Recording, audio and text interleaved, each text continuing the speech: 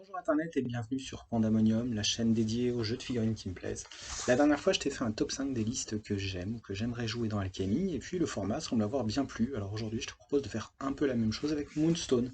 Moonstone ici, Moonstone là. D'une part, ça va peut-être donner un peu de visibilité à ce jeu que j'apprécie énormément, et ensuite, ça va peut-être donner des idées à ceux qui pratiquent déjà, ou pas.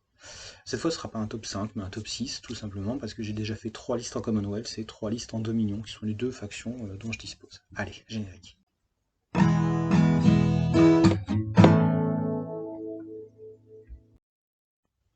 On va démarrer avec une liste Commonwealth assez polyvalente et potentiellement orientée dégâts. On a Jack le Jeune, Mama Grimble, Eric l'Écuyer, L'Embrouille, Billy et Gradock. Le but de cette liste, c'est de créer une bulle protectrice au premier tour d'abord, et autour de Mama Grimble et de Gradock. Puis de lâcher un maximum de points d'énergie pour booster Jack au bon moment et lui permettre de tabasser un peu n'importe qui. Comment, me diras-tu? Eh ben je vais te répondre, c'est assez simple. Jack, c'est à la fois un gnome, un noble et un milicien. Ça va lui permettre d'avoir des bonus de partout. C'est-à-dire que Mama Grimble donne des bonus d'arcane et de mêlée aux gnomes de proximité, L'embrouille fait de même pour les miliciens, et Eric va donner un bonus de mêlée vachement plus important aux nobles. Et ça tombe bien, Jack elle est 3.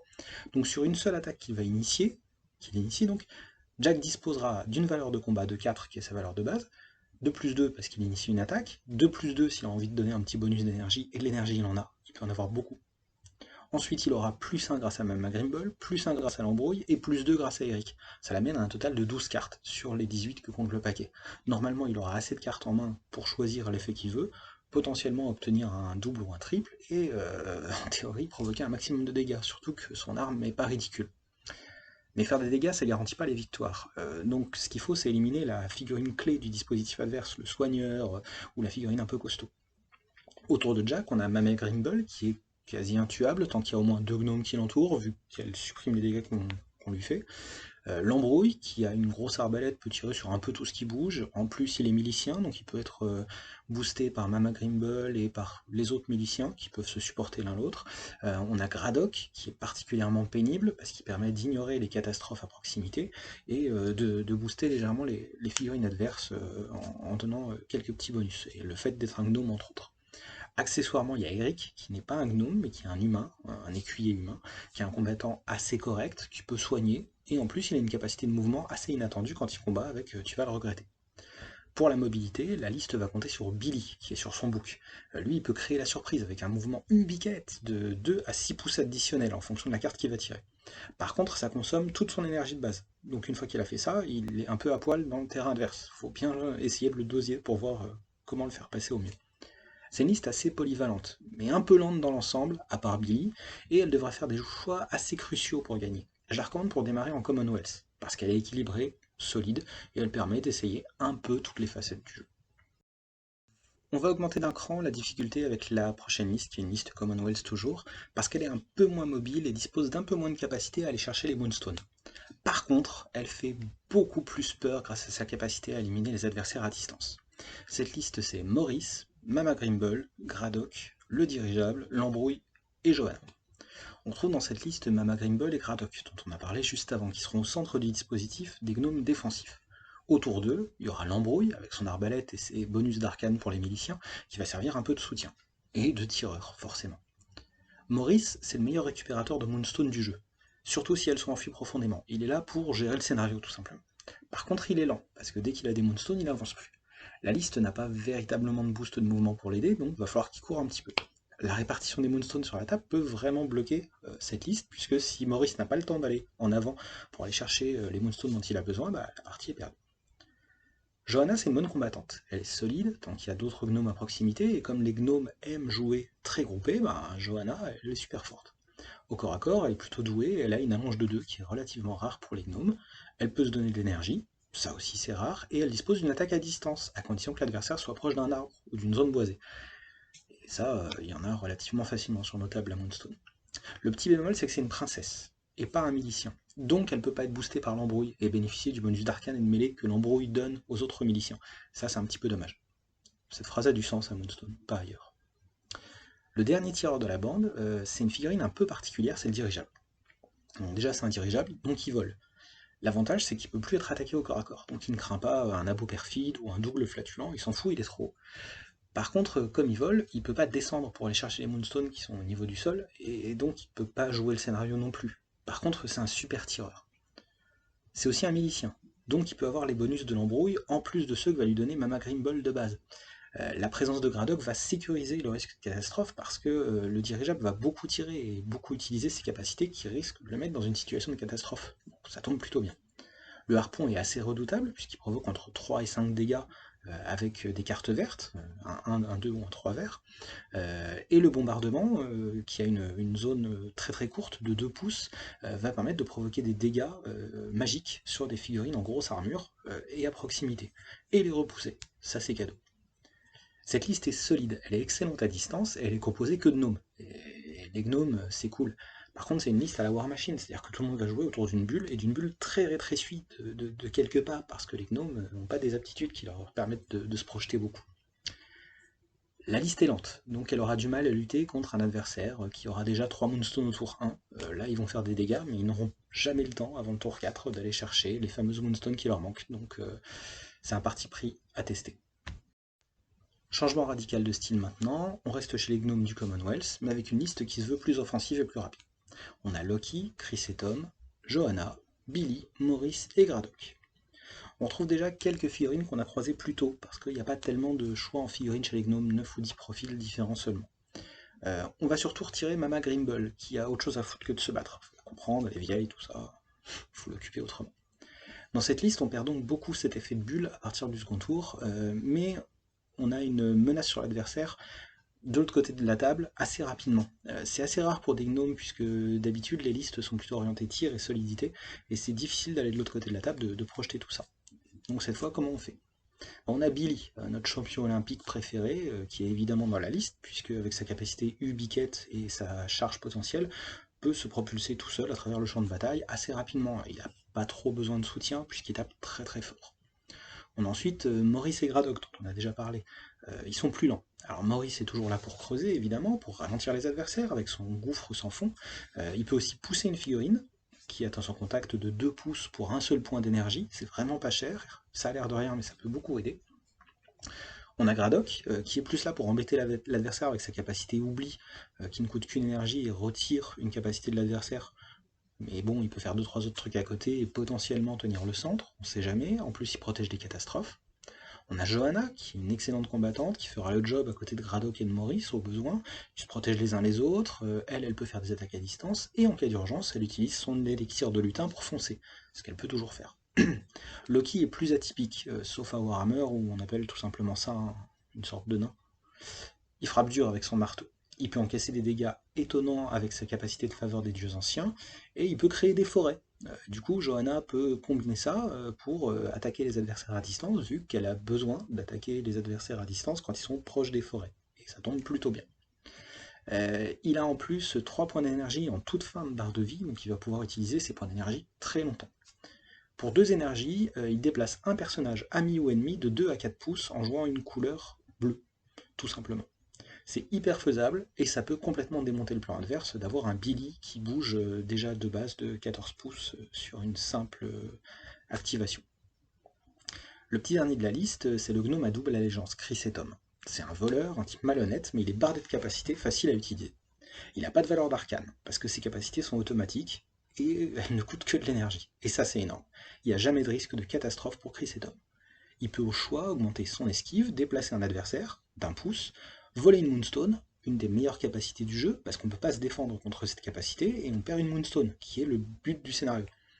Et il peut potentiellement se téléporter, une fois par partie, d'un bâtiment vers un autre.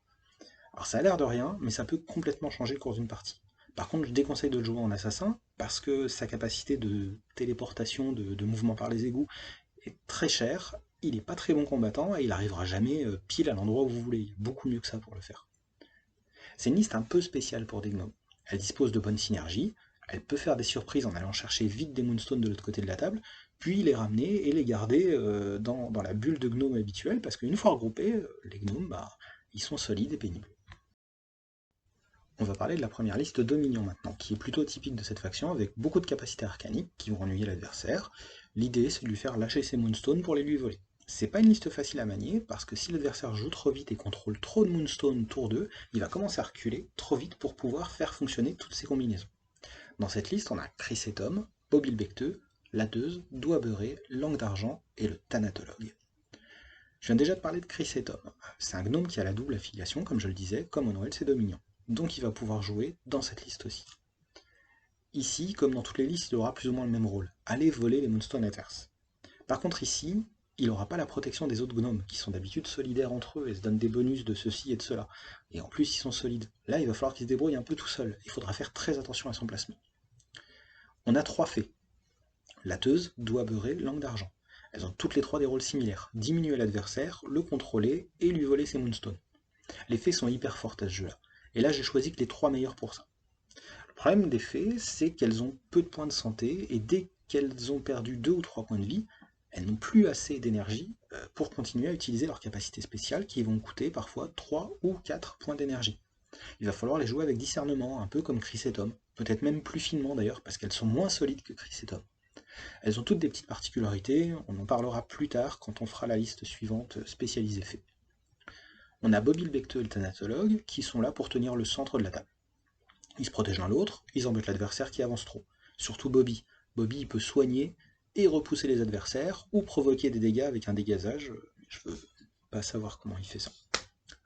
On a le Thanatologue, qui est tellement bon pour soigner qu'il peut carrément ressusciter une figurine pour seulement 3 points d'énergie et en jouant une carte de valeur 2, de n'importe quelle couleur. Ça marche hyper bien. Rigor Mortis peut paralyser potentiellement un adversaire en lui retirant une énergie. Et ça, c'est toujours cadeau. La stratégie avec cette liste, c'est qu'au tour 1 et 2, on laisse l'adversaire à distance. Il essaye d'attraper des Moonstones, on le laisse faire.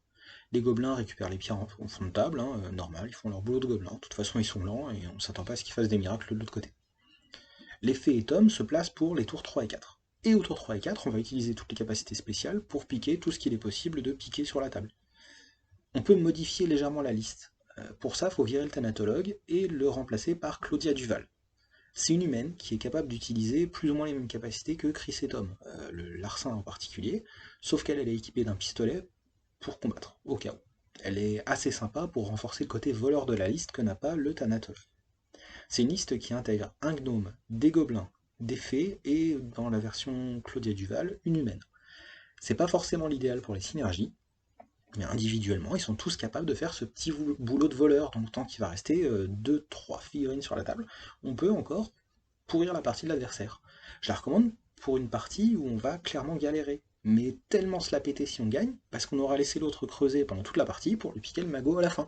Un peu comme dans les films avec George Clooney et Brad Pitt finalement. La classe. La deuxième liste de minions est assez délicate à utiliser. Elle prend la tête des deux côtés de la table, très clairement, parce que c'est une liste de contrôle, et il va falloir beaucoup réfléchir pour la jouer correctement. Dedans, on aura Freya, Lateuse, Doigt Beurré, Langue d'Argent, l'Escrimeur et Diana. On connaît déjà un peu Doigt Beurré, Langue d'Argent. Comme toutes les fées de cette liste, ils sont fragiles, rapides, avec beaucoup de points d'énergie, mais dès qu'ils perdent quelques points de santé, ils n'ont plus d'énergie. Langue d'Argent va beaucoup utiliser son contrôle mental dans cette liste, avec 3 points d'énergie, pour obliger l'adversaire à réaliser une action à 1 point, en cadeau. Doigt Beurré, lui, va affaiblir ses cibles, il va provoquer des dégâts et obliger l'adversaire à lâcher des Moonstones. Donc on rapproche l'adversaire avec Langue d'Argent, puis Doigt Beurré l'oblige à lâcher ses Moonstones, c'est cadeau. L'escrimeur peut réduire les dégâts provoqués par sa cible, pour 3 points d'énergie. C'est cher, mais ça fonctionne hyper bien. Il est rapide, quasi impossible à viser avec une attaque à distance, il a trop d'esquive, il peut se soigner tout seul quand il provoque des dégâts au corps à corps, un peu plus tendu, mais ça se fait. Grâce à sa capacité de célérité, il peut une fois par tour sortir des zones de contrôle adverse, c'est hyper balèze. D'un autre côté, on a Freya, qui est à la fois une soigneuse, c'est hyper important quand on joue fée, et une attaquante à distance, avec des sorts. Ce sont des sorts très chers, mais très utiles. Étourdissement, entre autres, qui va supprimer une compétence d'une figurine adverse, ou d'une figurine alliée en cas de besoin, mais je vois un peu moins. Diana, à l'inverse, la reine des fées, c'est la classe, elle va piocher dans l'énergie des fées à proximité pour s'améliorer et attaquer les adversaires. C'est une magicienne hyper balèze, elle provoque des dégâts énormes à distance pour assez peu d'énergie finalement. En plus, elle peut voler de l'énergie aux adversaires pour les redistribuer à ses copines fées, et ça c'est énorme. Accessoirement au corps à corps, elle fait que des attaques magiques. C'est l'idéal contre le nabo perfide, dont on parlera dans la vidéo, dans la partie de la vidéo suivante, parce que lui pourra plus défendre contre Diana. et Diana est balèze au corps à corps. Finalement, peut-être plus que le Nabo perfide quand ils sont face à face, alors que le Nabo est une brute. La petite dernière, c'est Latteuse. Elle porte assez mal son nom, parce qu'elle va pas latter grand monde. C'est la fée la plus polyvalente, mais c'est aussi la plus difficile à utiliser. D'une part, elle peut soigner, elle peut aussi se battre. Elle aussi, elle a une dague enchantée, comme Diana pour le Nabo perfide. Elle peut en plus déplacer un ennemi, mais ça lui coûte 4 points d'énergie. Et en cas de corps à corps, sur une garde haute, une des 6 cartes qui existent, elle va complètement ignorer tous les dégâts et en provoquer aucun. Plutôt balèze.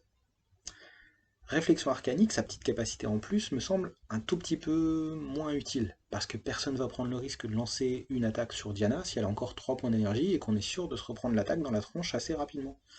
A priori, je vois moins l'intérêt par rapport au reste. On a donc cette fois une liste de figurines fragiles, délicates à jouer, avec des capacités très coûteuses. Il y a plusieurs de ces figurines qui ont des capacités à ignorer les dégâts au corps à corps, si le tirage de cartes est à peu près correct. C'est plutôt précieux. Il y a beaucoup de soigneurs, et si elle est bien utilisée, cette liste peut clairement déjouer les plans de n'importe quelle liste adverse. On fait tomber les Moonstone adverses, on va les récupérer, et on se barre. Et on se barre vite, parce que si on se barre pas vite, on est mort. Avec cette liste, les deux joueurs vont galérer, c'est sûr. À la fin du tour 3, la partie doit être pliée, les fées doivent avoir gagné, sinon c'est mort. Si les fées meurent trop vite, la partie est de toute façon perdue. Bien joué, cette liste peut faire des miracles, et je l'ai affrontée, je la recommande. Elle est pénible, dure, très dure. On va parler maintenant de la dernière liste Dominion, qui est un peu moins prise de tête, beaucoup plus thématique et beaucoup plus fun. Elle est beaucoup plus thématique parce qu'elle ne contient que des gobelins, donc elle est capable du meilleur comme du pire. Elle est beaucoup plus fun parce qu'elle ne contient que des gobelins, et donc elle est capable du meilleur comme du pire. Dans la liste, on va trouver Ribald, le Thanatologue, le Roi Gobelin, le Nabo Perfide, Double Flatulent et Bobby le Becteux. Rien qu'avec les noms des mecs, t'as compris que la liste avait quelque chose. On connaît déjà le Thanatologue et Bobby le Becteux. Le rôle va pas vraiment changer dans cette liste. Ils sont seulement renforcés par le Roi Gobelin dont je vais parler en dernier, parce que lui donne des combos qui sont un peu plus complexes. Plus terre à terre, on a le Nabo Perfide et Double Flatulent. Ce sont les deux guerriers de la liste. Il y en a un qui est plus rapide que l'autre et un qui est plus solide que l'autre. Le Nabo Perfide, c'est un guerrier très solide, il a une armure lourde qui ignore quasiment tout sauf les attaques magiques. Il peut donner des coups assez monstrueux avec son épée à deux mains sur les grosses cibles en particulier, il aime tabasser les trolls et les géants, tout simplement, et il a une capacité à se déplacer très rapidement, par surprise. Double Flatulent, c'est un chevalier gobelin, sur chien. Il a une bonne armure, il provoque de bons dégâts, et il a une allonge de 3 qui est assez exceptionnelle. Occasionnellement, il va pouvoir lâcher un gaz, oui, il va lâcher un gaz, qui va provoquer des dégâts à courte portée. En plus, son chien peut potentiellement déterrer une Moonstone. Comme il va bouger assez vite, ça peut bien marcher. Ribald, c'est un troll, mais c'est le tireur de la liste. Ouais, c'est hyper spontané comme phrase. C'est à la fois un gobelin et un troll en fait. Donc il a vraiment sa place dans cette liste. Son coup de canon est plutôt bon. Il a une bonne armure, il se bat bien au corps à corps, et il dispose de 11 points de santé. S'il meurt, en plus, le thanatologue peut le ramener à la vie. Et puis s'il meurt pas, il peut toujours le soigner. Ça marche comme ça avec le thanatologue. Son canon a une portée de 8 pouces, c'est plutôt correct. Pour son tir, ça va coûter 2 points d'énergie. Il va provoquer entre 2 et 8 dégâts en jouant une carte verte, et en plus ça va repousser la cible. La valeur d'arcane est de 3 pour cette figurine, c'est dans la moyenne, sauf qu'il n'a pas vraiment de capacité à améliorer. Donc faut qu'il vise des figurines assez simples à viser, dans l'idéal des trolls, des humains, des grosses figurines, éviter les fées. Là où cette liste devient monstrueuse, c'est avec le roi gobelin. Globalement, il est entre médiocre et mauvais, sauf s'il combat d'autres gobelins où il passe un petit cran dessus. Ce qu'il sauve, c'est sa capacité roi de la basse-cour. Pour 2 énergies, il choisit un gobelin à moins de 8 pouces, et il lui donne 2 bonus simultanés. D'abord, 2 points d'énergie en cadeau, et ensuite la capacité à s'activer immédiatement après lui, alors qu'on est dans un jeu à activation alternée. Donc on va faire sauter son tour à l'adversaire, et faire 2 activations de suite. Ça fonctionne avec toutes les figurines de cette liste. Ouais, même sur Ribald, le troll qui est à la fois troll et gobelin dans sa description. Du coup, on a un Ribald qui va pouvoir utiliser 4 points d'énergie au lieu de 2, et donc tirer 2 fois au canon dans le même tour. Tu la vois la combo maintenant? C'est-à-dire qu'on a un Ribald qui va pouvoir, avec ses tirs, provoquer jusqu'à 16 dégâts en un tour. Voire plus s'il bluffe. Et que le bluff est pas découvert, on en a déjà parlé dans les règles. Mais bon, il y en a d'autres du même style, il suffit de chercher un petit peu, et tu vas voir que 2 points d'énergie pour un gobelin, ça peut être la fête, quoi. Donc c'est une liste assez polyvalente, elle est capable de gros coups de poker grâce au roi gobelin et puis au thanatologue qui ressuscite les figurines. T'imagines que quand tu as déjà buté le nabo perfide alors qu'il est hyper dur à tuer, le thanatologue peut le ressusciter. c'est usant pour l'adversaire. C'est une liste amusante, avec des figurines hyper sympas à peindre, et surtout c'est une liste de minions sans prise de tête, parce que il n'y a pas grand chose de compliqué dans cette liste. Ça change. Le problème, c'est qu'il faut protéger les deux éléments les moins fiables de la liste. Si eux tombent, la liste perd beaucoup en capacité, puisqu'il y a moins de synergie. Et ces deux figurines, ce sont le roi gobelin et le thanatologue. Et malheureusement, ils vont être souvent l'un à côté de l'autre, donc si l'adversaire est un peu costaud, il peut se les enchaîner. Sans eux, la partie est fichue, donc attention aux listes avec un assassin, ou des chevaliers, ou des listes de soldats humains. Il existe encore beaucoup d'autres listes amusantes à tester dans Moonstone. On a par exemple les 4 géants et leurs 2 patrons. On a les pirates gobelins. Ah, ça sonne super bien ça. La liste des gobes explosifs. Ouais, il y a moyen de faire une liste de gobes explosifs. On a la liste de la 7ème compagnie au clair de lune. Le nom m'amuse, mais faudrait pas s'amuser à la traduire en anglais parce que ça veut plus dire grand chose. Puis il y en a encore bien d'autres. Tu auras remarqué que je ne propose aucune liste du culte. Tout simplement parce que j'ai aucune figurine de la faction, que je la connais assez mal, que j'ai lu les profils, mais je ne l'ai pas assez étudié. Je ferai peut-être des vidéos d'analyse de profil plus tard, pour détailler un peu les factions, peut-être faction par faction, ou sous-faction par sous-faction, les humains, les gnomes, les fées, les gobelins, les faunes, etc. Mais on verra ça plus tard. De toute façon, je vais parler de Moonstone, c'est pas un problème. Et dans ce cas-là, je reviendrai sur les figurines du culte. N'hésite pas à venir jouer à Moonstone, surtout en club, parce que c'est un jeu sympa, c'est convivial, c'est marrant, c'est super bien foutu, il y a beaucoup de possibilités tactiques et de modes de jeu différents. Et quand je dis qu'il y a des centaines de listes possibles, c'est hyper simple, puisque comme les figurines n'ont pas de coût, une figurine vaut 1, et on joue à 6 points, on peut vraiment se faire plaisir. Il suffit de peindre les figurines qu'on a envie de jouer. Je te remercie d'avoir suivi cette vidéo jusqu'au bout. Si elle t'a plu, merci de le dire avec un petit pouce bleu, comme ça, ou un commentaire, ou les deux. N'hésite pas à me dire ce qui t'a plu ou ce qui t'a déplu dans cette vidéo. Moi, ce qui m'a déplu personnellement, c'est d'avoir un gros truc là sur les yeux en permanence à cause de l'écran. C'est un peu gênant, mais bon, c'est pas grave, on va faire avec. Je trouverai une solution la prochaine fois. Merci encore à tous ceux qui sont déjà abonnés, ont liké des vidéos, ont commenté par le passé, et d'ici la prochaine fois, porte-toi bien et surtout essaye de ne pas piocher de cartes catastrophes.